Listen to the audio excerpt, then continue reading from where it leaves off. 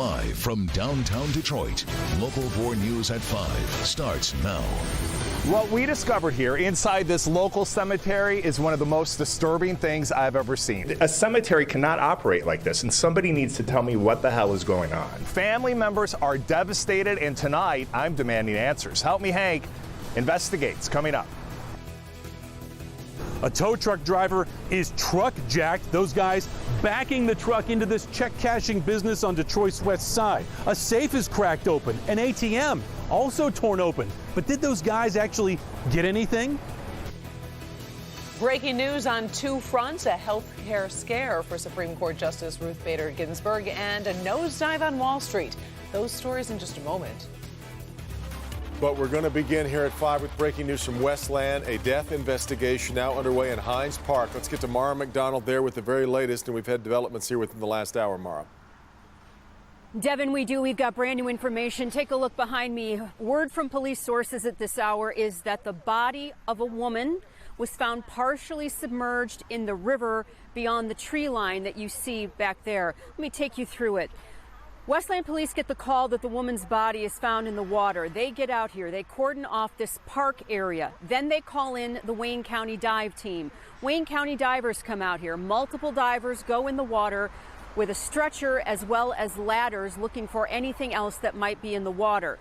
The official word from police right now is that there is no danger to the public. They will not go so far as to say this is anything but a death investigation, which means that this could be anything from foul play to a suicide. They are not committing to anything at this point, merely saying they are making family notifications, which means they have an ID on whoever was found back here, and that they do not believe there is any danger to the public at this point. We're live in Westland. I'm Mara McDonald. Back to you. All right, and we will get back to you just as soon as we know more. Now let's get to breaking news that is happening in the search for remains of homicide victims in Macomb Township. Warren police tell us they have found clothing at their search location. They are investigating to see if the clothes are linked to possible victims of convicted killer Arthur Ream. We're told police are also searching new locations in the area. Investigators plan to continue their search on Monday. Tough Friday on the markets. On Wall Street today, a sudden and sharp drop with the Dow closing down 623 points. Comes after China announced tariffs on $75 billion worth of U.S. products, and then a tweet from President Trump calling for U.S. companies to look at alternatives to doing business in China. The Supreme Court says Justice Ruth Bader Ginsburg has completed radiation for cancer found on her pancreas. The 86-year-old justice underwent a 3-week course of radiation for the tumor. We're told there's no sign of cancer anywhere else in her body. Ginsburg is said to be doing well and will continue to undergo periodic blood tests as well as scans. Our other top story tonight, a tow truck driver has a gun pointed at his face and a man telling him to give up the truck if he doesn't want to die. Carjackers then used that truck to smash through a check cashing business on the west side of town. Sean Lay spoke with the owner of the tow truck, and we've got a look at just how much damage they caused. I want to give you an up-close look at the damage here because it's stunning. These guys backing a flatbed into the business looks a lot like this one. Follow me this way, though. This crew here is trying to shore up the building so they can just board it up. When you peek in, you see all kinds of damage here, including a cracked open ATM and a safe. It's unclear, though, if these guys actually got away with anything at all. I was like, what the?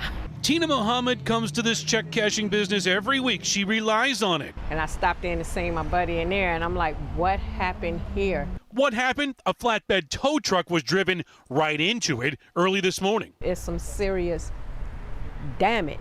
The two men who did all this damage used a tow truck from Bobby's Towing, calling the tow truck driver to his side street, then ambushing him with a gun. And one guy put a gun to his head and told him, "Don't look at me or I'm gonna blow your brains out." The men then driving the truck right to the check cashing business, slamming into it, thinking they were in store for a massive payday. Unfortunately, the damage they did was greater than what they took. What would I tell them? If you're so talented, put it to better use. That's what I would say. They're just a bunch of losers, and it's a shame, again. We're live tonight. $50,000 worth of damage done to the tow truck, $100,000 worth of damage done to that business. Why didn't these guys get anything? Everything's locked up there, first of all. Second of all, I'm told they have the kind of security system that lets someone come over a loudspeaker and say, "We're watching you, the police are on the way, get out." And the guys with the gun, they did, they left. Back to you guys. Well, Sean, how's the tow truck driver doing? Yeah, we asked about him through Bobby's Towing. The owner says he was really shaken up. Who wouldn't be? He had to go door to door looking for help in the middle of the night. It wasn't easy, but he's okay tonight. Which is good news. All right, Sean. There are still so many questions tonight surrounding the horrific story that dominated the headlines all week. We're all still talking about it. 9-year-old Emma Hernandez lost her life Monday afternoon after prosecutors say the neighbor's 3 pit bulls broke through a fence and attacked her.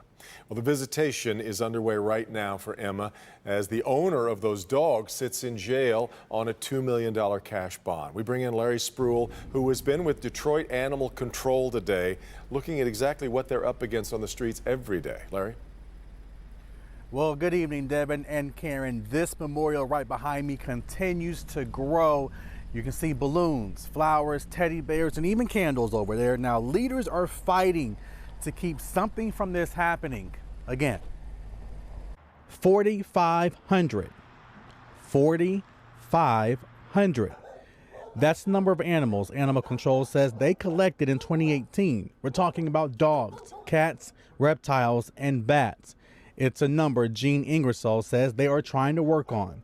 So it's really now kind of taking a step back in October, starting to gather data, see how often, we're responding, or see how the responses are, see how many calls we're getting to, and then really adjusting. Animal Control says this issue is something that's been a topic for years now, but this week it's back in the forefront after police say 3 pit bulls attacked and killed little 9-year-old Emma. Family members tell Local 4 Emma was playing in this alley Monday afternoon near her home on Central Avenue. She was riding her bike with her 13-year-old brother. That's when the dogs attacked her.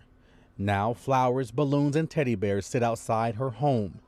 The dog's owner, 33-year-old Pierre Cleveland, faced a judge this week. He's charged with second-degree murder, dangerous animal causing death, and involuntary manslaughter. Neighbors say they complained to him about the dogs before.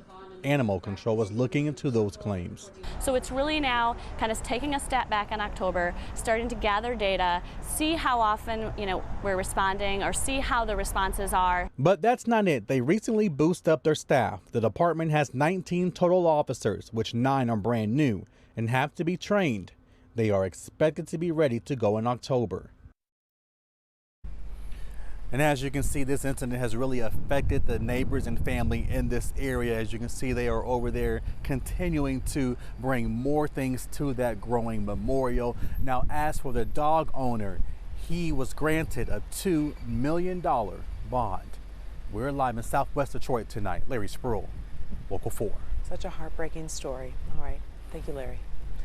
Now to a Local 4 news update, and this is a good one. Yeah. Last Saturday, we reported a van used by a Macomb County church to help feed the homeless was stolen. Yeah, neighbors were able to track it down, but by the time they got to it, it had been totaled. Well, tonight, Priya Mann shows us how a generous stranger who saw that story is helping get them back to helping those in need. Take a look. This is a moment a pastor in need has been waiting for. Here's the title, We Want to Bless You. It's a godcidence, not a coincidence. After his van was stolen, Pastor Curtis Ostosh didn't need to go far to get a new one. And he said, I got the solution for you. I have a van that I just want to donate and give to the church so we can continue our food ministry. Platinum Automotive is just 2 miles from Harvest Time Christian Fellowship in Warren. Last weekend, a thief stole the van the church used to pick up food for those in need. Knocked me off my chair when I saw the story, and I don't want to use the word hatred, but sadness that somebody would, like I said, do something like that to a church who's doing such good work in their community. And he said he's seen the story on Channel 4. It connected his heart with me, and he took the initiative to call and reach out to us, and here we are. The auto repair shop had a 2004 GMC, perfect for picking up pallets of food. It's overwhelming. As devastating as what happened to us is, it was just overwhelming that somebody from the community steps up and just says, here's the title, we want to bless you. We want to bless what you're doing. We want to help you. And no strings attached. It was just like crazy good. The original van was donated to the church by Passport Pizza, another family-owned business in Warren. The thief crashed that van and totaled it. Witnesses didn't let the guy run away, though, and he was arrested.